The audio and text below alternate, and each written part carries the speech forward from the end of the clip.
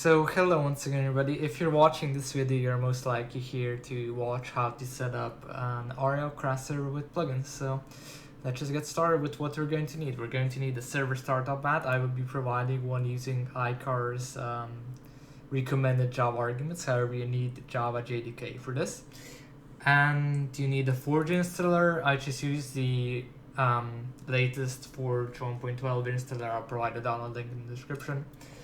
You need the latest Sponge Forge version for 1.12.2, and you need the latest server pack for RLCraft. So you want to extract the server pack. Okay, you want to go in here.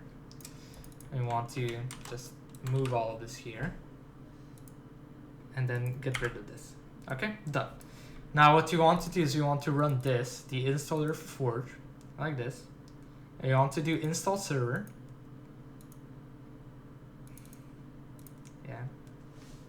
Install server, select the directory, and select the directory we just extracted to. So we want to go in here and click open and click OK. And now it's downloading all the drivers you're going to need. Okay. And in the meantime, what we want to do is you want to go into the config folder and we want to go down to FoamFix and we want to edit this. Okay. And we want to go over here.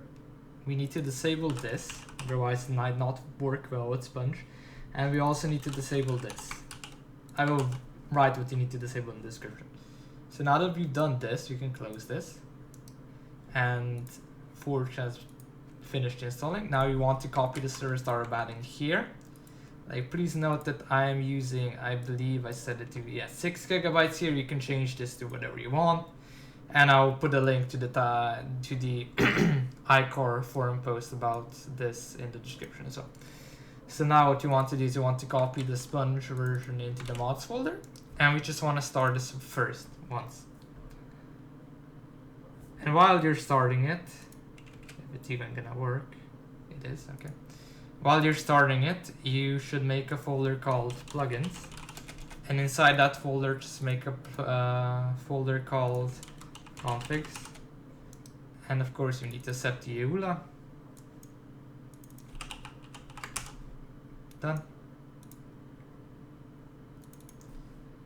Now you want to wait for the server to load up once. And then what we're going to do, we're going to go into the sponge global.config. We're just gonna wait till everything loads up. And we're going to change it so that it no longer uses the mods folder for plugins, however uses this folder. Now, if you want to use plugins, you're going to need to use Sponge plugins that are made for API 7 or above. Because, well, that's what's supported on the 1.12 version. While some plugins made with API 6 may still work, your luck may completely vary on this topic here. Okay, now that everything's basically almost done, we're just going to close this and we're going to go back into the config, going to go into the Sponge config, and we're going to open this. And what we want is to basically copy what I'm going to provide in the description. So this should be under general, so we can just search here like this. Now you can just copy this entire thing and save. And now basically if you were to put a plugin in here, for example, I can just download the latest Nucleus build.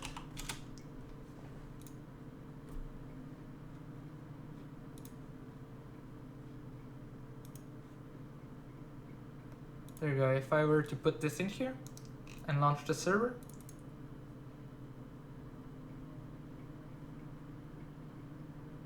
it should generate a Nucleus folder in here, because that's how Nucleus does it, and a Nucleus config file in here. But we'll see if I mess something up.